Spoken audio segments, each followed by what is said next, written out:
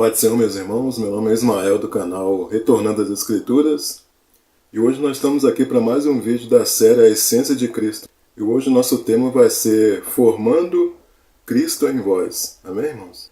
Então vamos ver aqui em Gálatas, irmãos. Gálatas 4, versículo 19, que diz o seguinte: Meus filhos, por quem de novo sofre as dores de parto, até ser Cristo formado em vós. Então, irmãos, o que acontece, né? Tem pessoas que frequentam igrejas, né, há vários anos, mas elas não têm Cristo formado dentro dela. Então é preciso que Cristo, através do seu Espírito, ilumine os olhos do coração dessa pessoa. Então é preciso que os véus da religiosidade elas sejam retirados para que Cristo seja formado nessa pessoa. Como é que eu sei, irmãos, que Cristo está sendo formado numa pessoa?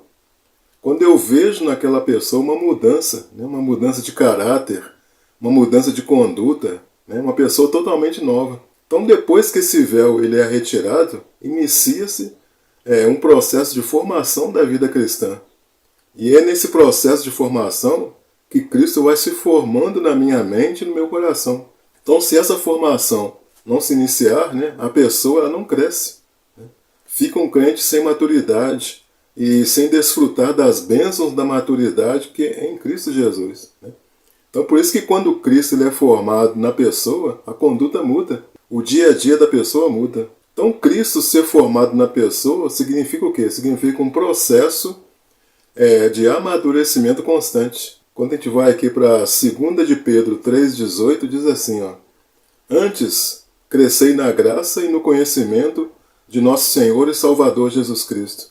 A Ele seja a glória, tanto agora como no dia eterno. Então, irmãos, trata-se, portanto, de um processo de crescimento. Por isso Paulo diz que sentia dores de parto até Cristo ser formado na igreja. Então, quando Paulo diz que de novo sofria as dores de parto, até se Cristo ser formado na igreja, essa expressão, dores de parto, ela aparece diversas vezes na Bíblia. Então, que tem relação com uma grande angústia, com uma aflição, com uma dor, né? Então quer dizer que, em primeiro lugar, Paulo sofreu dores de parto para poder trazer as pessoas para Cristo. E agora ele estava sofrendo de novo para que Cristo fosse formado nelas. Então Paulo, né, ele tinha angústia, ele tinha aflição, dor, para que os Gálatas eles fossem salvos. E algumas versões de Gálatas 4,19, irmãos, vai dizer meus filhinhos, se não me engano, na Almeida Revista Corrigida. Então, provavelmente, mano, por causa da falta de crescimento espiritual e profundidade daqueles irmãos. Então, a conversão daqueles irmãos a Cristo foi certamente fruto de muito trabalho, orações e lágrimas, né? Paulo se sentia pai deles. Por quê? Porque ele tinha sido o meio de levá-los ao conhecimento da verdade. Então, Gálatas 4,19, ele nos mostra a ansiedade e a angústia que Paulo sofreu no começo quando pregou o Evangelho àquelas pessoas. E a conversão deles ao cristianismo era motivo de grande dúvida, né, e incerteza. Por isso ele diz que de novo sentia as dores de parto. Então Paulo, irmãos, ele se sentia assim como uma mulher em dores de parto, dando à luz a mesma criança pela segunda vez. Né? Na realidade é como se Paulo fosse a mãe espiritual deles.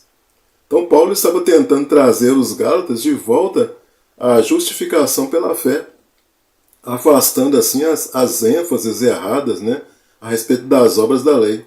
E tudo indica que eles deveriam ter caído num erro sério, porque Paulo já tinha trabalhado na pregação do Evangelho para ganhar os Gálatas para Cristo, né? E agora ele tinha que entrar em trabalho de parto outra vez para que Cristo fosse formado neles. Então, irmãos, o objetivo de Paulo era que as pessoas atingissem a maturidade.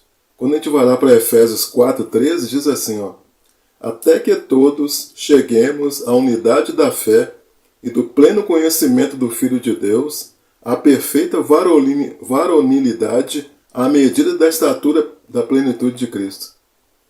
Então, irmãos, esse estudo, né, ele nos mostra a seriedade com que Paulo fazia o trabalho de evangelização, bem como o amor que ele sentia pelos filhos. Então, quando a gente olha para Gálatas 4, de 8 a 11, né, vou ler aqui para os irmãos, diz o seguinte, ó: Mas quando não conhecieis a Deus, servieis aos que por natureza não são deuses. Mas agora, conhecendo a Deus, ou antes, sendo conhecidos por Deus, como tornais outra vez a esses rudimentos fracos e pobres, aos quais de novo quereis servir? Guardais dias e meses e tempos e anos, receio de vós que não haja trabalhado em vão para convosco. Então, irmão, significa o seguinte, significa que os Gálatas, eles haviam se envolvido tanto com o ensino dos judaizantes que eles chegaram a instituir festas e cerimônias, cerimônias judaicas, e eles estavam tentando combinar o evangelho com a lei mosaica. E Paulo está dizendo para eles o seguinte, os dois sistemas eles não se combinam.